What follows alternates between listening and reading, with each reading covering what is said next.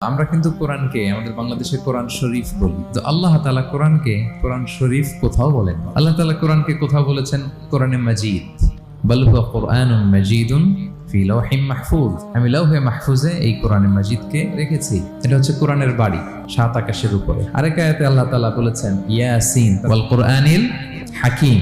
তাহলে আরেক আয়াতে কোরআনে হাকিম বলেছেন, প্রজ্ঞাময় কোরআন, কোরআন শরীফ বলেন। সূরা ওয়াকিয়ার আরেক আয়াতে আল্লাহ তাআলা বলেছেন ইন্নাহু লাকুরআনুন কারীমুন ফি কিতাবিন মাকনুন। এখানে বলেছেন কোরআনে কারীম।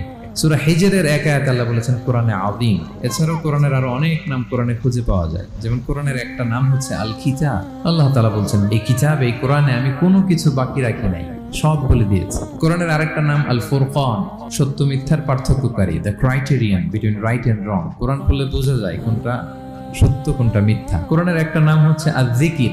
আমরা অনেকে মনে করি শুধু সুবহানাল্লাহ, আলহামদুলিল্লাহ এগুলাই জিকির না।